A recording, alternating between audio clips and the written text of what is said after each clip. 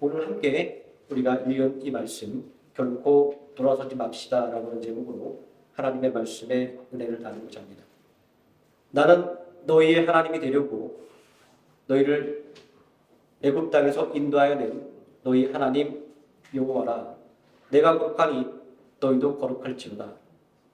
레위기 11장 45절의 말씀은 이 속에 하나님과 이스라엘의 특별한 관계를 담고 있습니다. 그것은 출애굽이라고 하는 하나님의 구원을 통해서 이스라엘에게 새로운 삶의 길이 열렸음을 보여주고 있는 것이기 때문입니다. 전에는 애굽이라는 세상의 종이었지만 이제는 전능하신 하나님의 백성이 되었습니다. 전에는 고된 삶의 무게를 감당하는 데 급급했지만 이제는 하나님을 닮아가는 삶을 추구하게 되었기 때문입니다. 이러한 이스라엘이 변화된 삶의 방향과 삶의 목적은 약속의 땅으로 가는 길과 약속의 땅에서 살아가는 삶을 통해서 실현되어야 하는 것이었습니다. 이러한 이스라엘 백성들의 모습은 예수 그리스도를 믿는 믿음으로 말미암아 구원받은 그리스도인들의 삶과 또 그리스도를 닮아가야만 하는 삶을 살아야 하는 거룩한 삶의 모형입니다. 출애굽의 구원의 역사와 하나님을 닮아가는 거룩한 삶의 요구는 구원과 성화의 삶을 의미하는 것이기 때문입니다. 이렇게 이스라엘과 그리스도인의 삶을 연결짓는 것은 어렵다라고 생각할 수도 있습니다. 그러나 그럼에도 불구하고 이스라엘과 그리스도인의 삶을 연결짓는 것은 하나님의 인도로 가는 공통점이 있기 때문입니다. 나는 너희의 하나님이 되려고 너희를 애굽 땅에서 인도하여 낸 여호와라. 라는 이 말씀의 포인트는 하나님의 인도하심에 있습니다. 이스라엘 변화된 신분과 그들의 변화된 삶은 모두 하나님의 부르심으로 말미암아 생긴 것이기 때문입니다. 로마서 8장 14절에서 무릇 하나님의 영으로 인도함을 받은 사람은 곧 하나님의 아들이라 그리스도인을 이렇게 정의하고 있습니다. 여기서 그리스도인을 정의하고 있는 것은 바로 하나님의 부르심입니다. 구약과 신약의 백성들이 유대인과 이방인이 그리고 과거와 그리고 현재 간에 도저히 넘을 수 없는 이 한계에도 불구하고 하나님의 백성이라고 하는 하나의 동질성으로 묶일 수밖에 없는 이러한 이유는 바로 하나님의 부르심이 있기 때문입니다. 하나님의 부르심을 받은 택한 백성이라는 동질성 때문에 이스라엘의 모습은 언제나 우리들의 관심의 대상이 될 수밖에 없는 것입니다.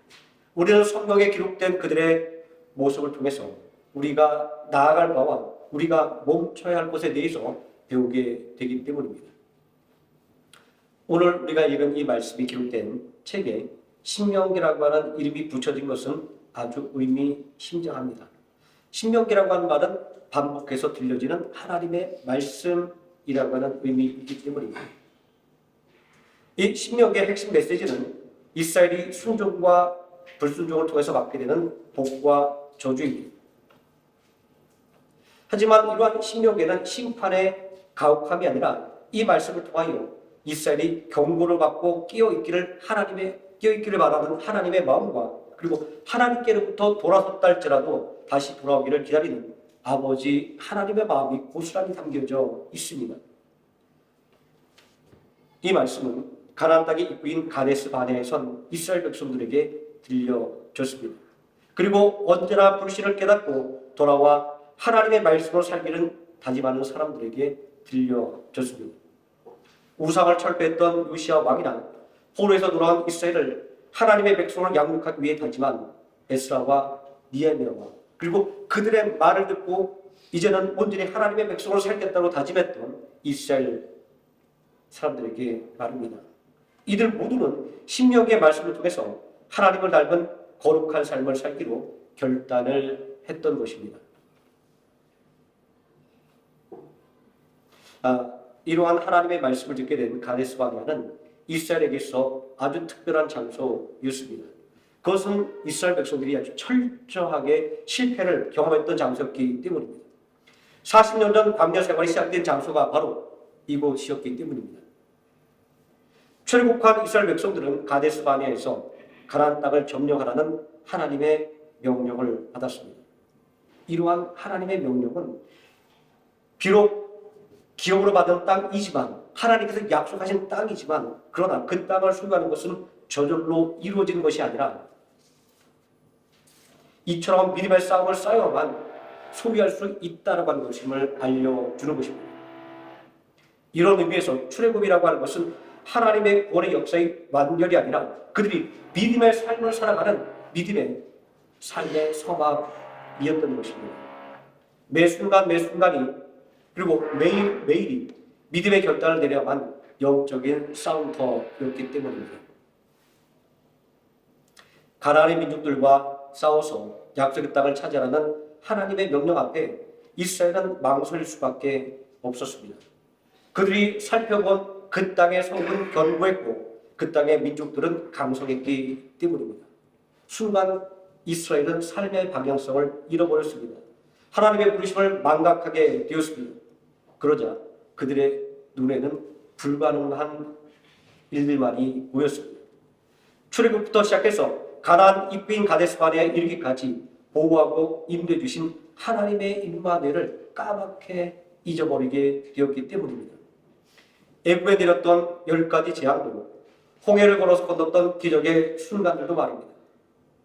순간 두려움이 물려들었고 원망과 불평이 터져 나왔습니다. 하나님의 약속에 대한 믿음과 하나님의 임마누엘에 대한 신뢰에서 돌아섰기 때문이었습니다. 하나님으로부터 돌아선 이스라엘을 향해서 하나님은 민수기 14장 45절에서 이렇게 말씀하고 있습니다. 너희는 그 땅을 적탐한 날수인 40일의 하루를 1년 놓쳐서 그 40년간 너희의 죄악을 담당할지니 너희는 그제서야 내가 싫어하면 어떻게 된지를 아니라 하셨다라고 말씀하고 있습니다. 하나님께서 싫어하시면 이라고 하나님은 분명히 이야기하고 있습니다. 자, 이로써 우리는 이스라엘의 실패의 원인은 그들이 가지고 있었던 역량의 부족함에서 나오는 것이 아니라 하나님께로부터 돌아섰던 그들의 불신이었다라는 것을 알 수 있습니다. 여기서 우리는 이스라엘이 벌었던 광야의 40년의 시간의 초점은 불신에 대한 하나님의 심판이 아니라 이스라엘로 하여금 하나님의 약속에 대한 소망과 하나님의 임마누엘을 경험하게 하는 데 있었음을 알 수 있습니다. 본문 6절 말씀에 내 하나님 여호와께서 내 마음과 내 자손의 마음에 할례를 베푸사 너로 마음을 다하여 내 하나님 여호와를 사랑하게 하사 너로 생명을 얻게 하실 것이며 라고 하는 말씀은 이러한 광야길의 목적을 말씀하는 것입니다. 마음의 할례를 행한다라고 하는 것은 하나님의 말씀에 순종한다라고 하는 것을 의미합니다. 신명기 10장 16절에 너희는 마음의 할례를 하고 다시는 목을 곱게 하지 말라라고 교만을 버리고 하나님의 말씀에 순종하라고 가르치고 있습니다. 또 마음의 할례를 행한다라고 하는 것은 하나님의 소유가 된다라고 하는 고백입니다. 예레미야서 4장 4절 말씀에 너희는 스스로 할례를 행하여 너희 마음가짐을 메고 나 여호와께 속하라 이렇게 권면의 말씀을 주고 있습니다. 그러므로 이스라엘 백성들이 40년 동안 걸었던 이 광야의 길은 심판과 저주의 시간이 아니라 하나님의 말씀으로 새롭게 되는 시간이었던 것입니다. 하나님이 주신 십계명의 말씀을 통하여 하나님의 택하심을 받은 민족으로 살아가는 방법을 배우게 되었습니다. 또 하나님이 주신 말씀을 통하여 하나님을 경외하는 예배하는 방법을 배우게 되었습니다. 이스라엘은 하나님의 말씀을 배우고 하나님을 경외하는 예배드림을 통하여 세상과 구별된 거룩한 삶으로의 발걸음을 옮기게 되었던 것입니다. 디모데전서 4장 5절 말씀은 말씀과 기도로 거룩하게 된다라고 우리에게 거룩한 삶의 비결을 알려주고 있습니다. 이렇듯이 내가 거룩하니 너희도 거룩하라라는 하나님의 명령은 결코 모호하거나 어려운 것이 아니었습니다. 하나님께 주신 말씀을 배우고 묵상하는 것과 하나님께 예배드리는 것을 통하여 이루어지는 일이었기 때문입니다. 하나님께서 당신의 백성들에게 이렇게 당신을 닮아가는 거룩한 삶을 살라고 요구했던 것은 이 거룩한 삶이야말로 임마누엘을 경험하고 깨닫게 하는 유일한 방법이었기 때문입니다. 하나님께서 함께 하심은 언제나 하나님의 백성에게만 베풀어지는 은혜이기 때문입니다. 그러면 누가 하나님의 백성입니까? 하나님의 백성은 하나님의 말씀으로 살아가고 하나님을 예배하는 사람이지 않습니까? 하나님의 말씀으로 새롭게 되어 가데스 바네아에서 이스라엘 백성들의 가면은 새로웠을 것입니다. 하나님께로부터 돌아서는 위해서 쓰라린 실패를 경험했던 그 자리에 다시 섰기 때문입니다. 그러나 이제 이스라엘은 더 이상 두려움에 떨지 않았습니다. 하나님의 임마누엘을 확신했기 때문입니다. 이제 이스라엘은 더 이상 원망과 불평을 하지 않았습니다. 하나님의 약속에 대한 소망이 넘쳐났기 때문입니다. 그러므로 이제 그들에게 필요한 것은 오직 하나님에 대한 신뢰를 굳건하게 하는 것이었습니다. 그러므로 하나님은 당신의 말씀을 모세를 통하여 반복하여 이스라엘 백성들에게 전하게 하셨던 것입니다. 오늘날도 마찬가지입니다. 오늘 살아가는 우리 그리스도인들에게 필요한 것은 어떠한 신비한 계시나 그리고 어떠한 특별한 능력이 아닙니다. 그리스도인들에게 필요한 것은 오직 하나님의 말씀에 대한 신뢰입니다. 그렇게 하나님은 당신의 뜻을 우리에게 주신 이 성경에 기록하여 우리들의 두 손에 들려주신 것입니다. 언제 어디서나 마음만 먹으면 이 책을 펼쳐서 하나님의 뜻이 무엇인지를 읽고 깨달아 알고 그대로 행하는 삶을 살라고 말입니다. 그리고 하나님을 경외하는 예배의 자리로 우리를 불러주신 것입니다. 예배야말로 말씀과 기도로 거룩해지는 시간이기 때문입니다. 그렇습니다. 하나님의 백성을 단단하게 만드는 비결은 다른 데 있지 않았습니다. 오직 하나님의 말씀과 그리고 하나님을 경외하는 예배에 있었을 뿐입니다. 하나님의 말씀으로 설계된 이스라엘이 걸어가는 길은 이제 흔들림이 없었습니다.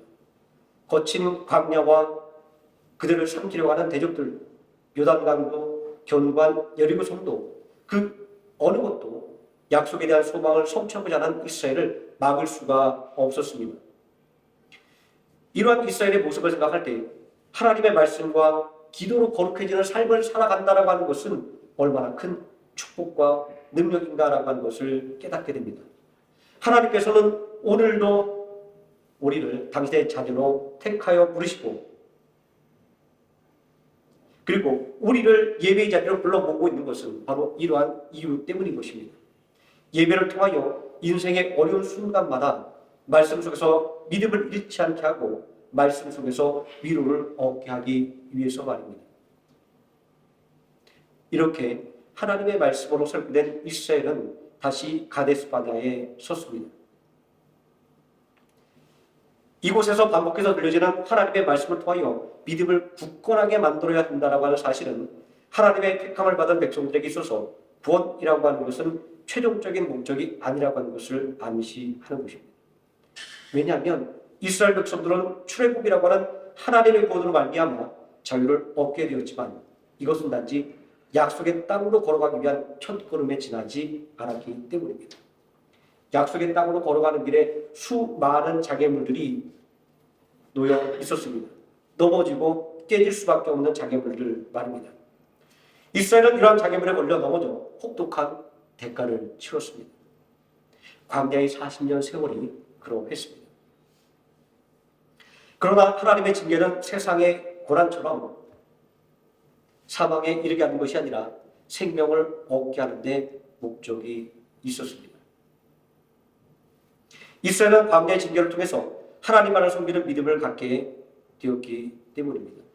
넘어지고 깨지는 가운데서 언제나 함께 하시는 하나님의 모습을 볼 수 있었습니다.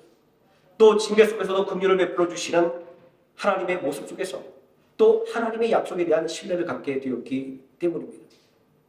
이렇게 광야를 통해서 한 단계 더 성숙한 믿음으로 성장한 이스라엘에게 들려진 하나님의 말씀은 더 성숙한 믿음의 삶에 대한 요구였습니다.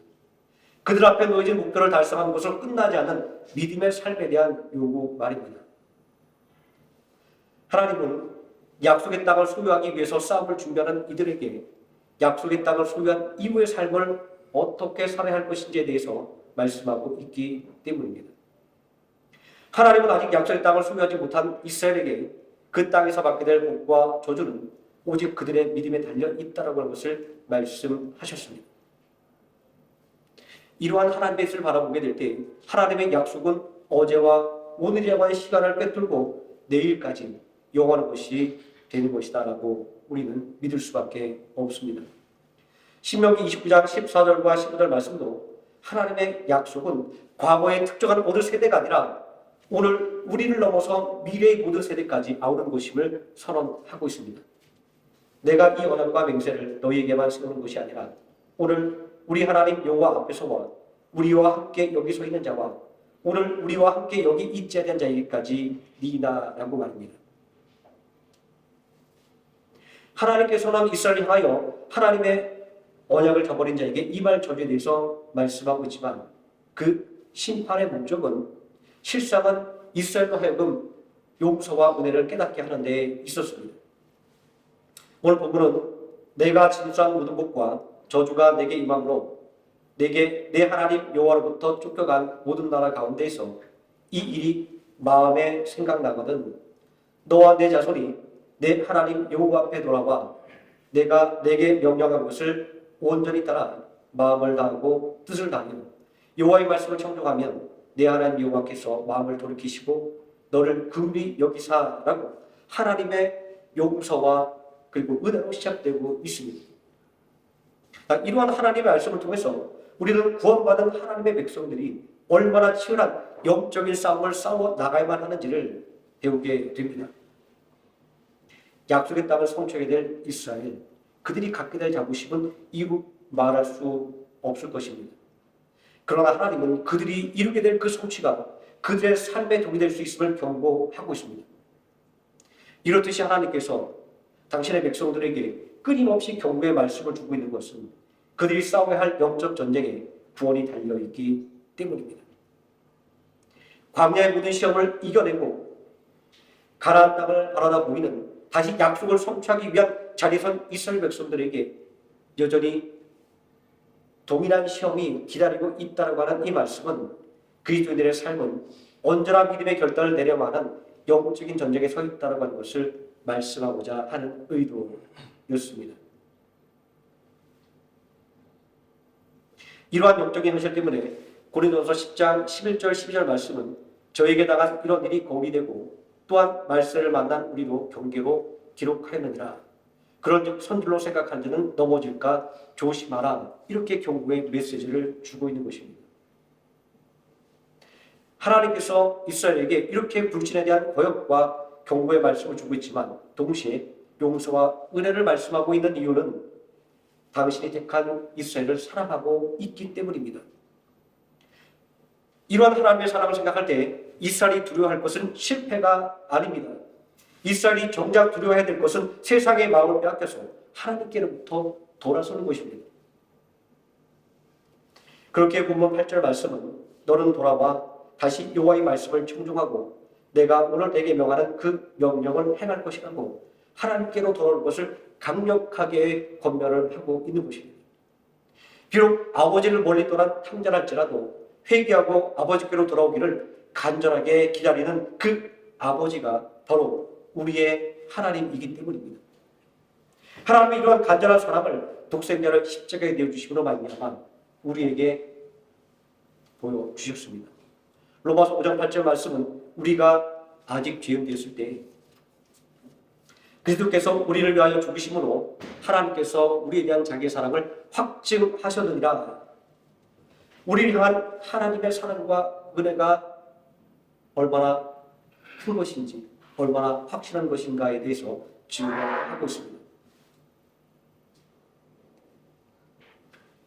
여기서 이스라엘이 그리고 우리가 하나님께로부터 돌아서지 말아야 될 근본적인 이유를 발견하게 됩니다. 그것은 우리가 하나님께로부터 돌아섰을 때 받게 되는 가혹한 심판 때문이 아닙니다. 우리가 하나님께로부터 돌아서지 말아야 할 것은 우리를 향한 하나님의 사랑과 은혜가 있기 때문입니다. 우리가 하나님을 멀리 떠났다 할지라도 그 마음을 돌이켜 하나님께로 돌아오기만 하면 모든 것을 용서하시고 따뜻하게 안아주시는 그 은혜와 사랑 말입니다. 이스라엘 백성들이 가데스바네아의 실패를 딛고 다시 가데스바네아에 설 수 있었던 것은 그들이 겪었던 광야의 혹독한 훈련의 결과 때문은 아닙니다. 광야의 길을 통해서 깨닫게 된 약속에 대한 소망과 임만에 대한 확신이 있었기 때문입니다. 실패했음에도 불구하고 다시 기회를 주시는 하나님, 불신과 불순종에도 불구하고 믿음과 순종의 자리를 이끄시는 하나님의 은혜와 사랑이 그들을 실패의 자리에 다시 설 수 있는 담대함을 가져다 준 것입니다.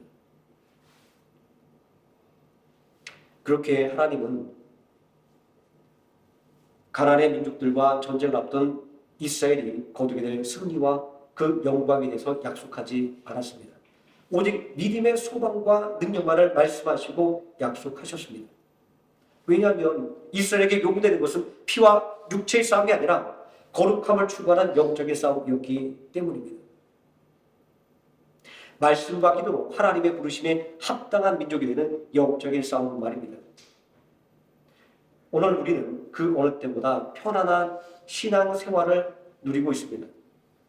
생명과 삶을 위협하던 과거의 박해는 오늘날 눈을 씻고 찾아보기가 어렵습니다. 아마 저 독실한 이슬람권 어느 나라를 가야 겨우 이러한 박해를 찾아볼 수 있는 우리는 그런 편안한 시대를 살아가고 있습니다. 하지만 오늘 우리는 그 어느 때보다 더 강력한 불신과 불순종의 유혹에 직면해 있습니다. 하나님의 말씀과 기도로 거룩해지는 삶에서 멀어지게 하는 유혹의 요소들이 너무나도 많이 우리 주변에 널려 있지 않습니까? 또 지금껏 우리가 상상하지 못했던 신앙의 장애물들이 속속히 그 모습을 드러내고 있습니다. 우리를 미치시켰던 이 코로나는 어찌 생각해보면 우리가 앞으로 경험하게 될 새로운 믿음의 장애물의 한 조각에 불과할지도 모릅니다.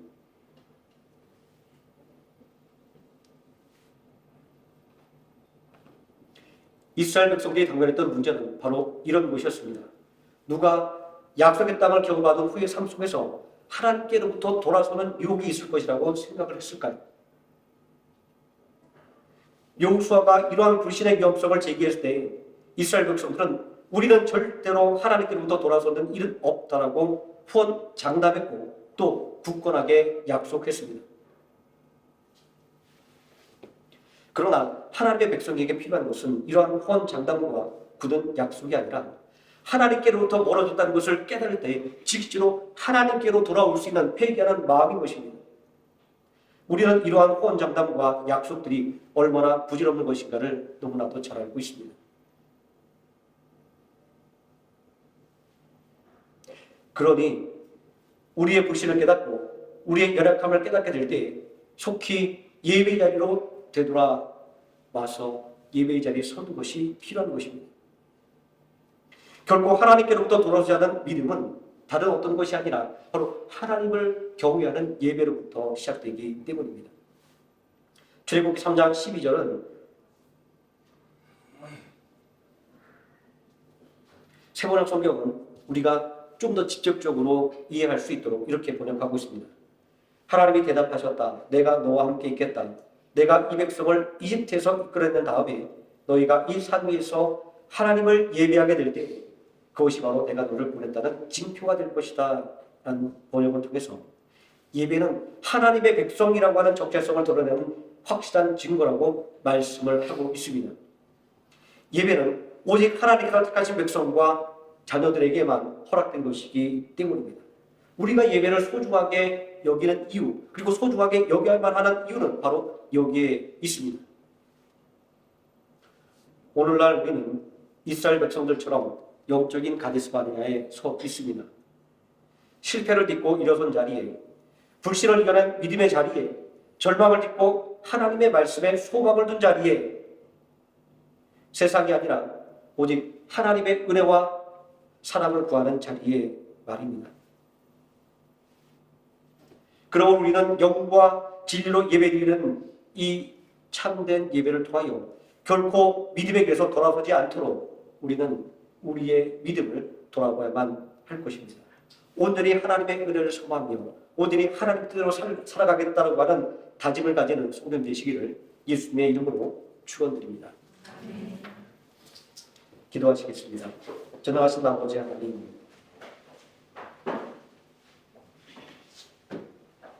연약하고 인하여 하나님으로부터 돌아설 수밖에 없었던 불쌍한 죄인들을 그냥 버려두지 아니하시고 인생의 책찍과 막대기로 훈계하여 다시금 전능하신 하나님을 바라볼 수 있게 만들어주시며 그 하나님만을 의지하게 만드셔서 하나님의 은혜와 사랑 속에 살아가는 존귀한 존재로 세우심을 감사드립니다. 우리가 아무것도 자랑할 것이 없으나 우리가 아무것도 하나님께 드릴 것이 없으나 우리를 너무나도 사랑하심으로 자신의 아들을 십자가 죽기까지 내어주심으로 말미암아 우리를 당신의 사랑받는 자녀로 세워주신 그 하나님의 사랑을 오늘 말씀을 통하여 다시 한번 확인하게 됩니다. 우리가 하나님의 자녀가 되었으므로 그러므로 우리가 가야 할 길은 명확합니다. 하나님이 원하시는 길로 그리고 하나님이 기뻐하시는 길로 우리는 걸어가야만 합니다. 세상 어떤 특별한 방법들이 아니라 그리고 세상에 어떤 값어치 있는 것들을 하나님께 드리는 것으로가 아니라 오직 하나님께서 우리에게 주신 그 말씀을 배우고 묵상하는 것으로 그리고 언제나 그 하나님 앞에 나아가 하나님을 찬양하며 예배하는 것으로 온전히 하나님의 주신 그 복과 은혜를 누릴 수 있도록 우리에게 허락해 주신 그 은혜를 너무나도 감사하게 여기게 하여 주시고 그 감사 속에서 하루하루를 살아가며 내일에 대한 더 큰 소망을 가지는 모든 생명학교의 성도들 될 수 있도록 하나님께서 은혜로 붙잡아 주시기를 원합니다. 예수님의 이름으로 기도드립니다. 아멘.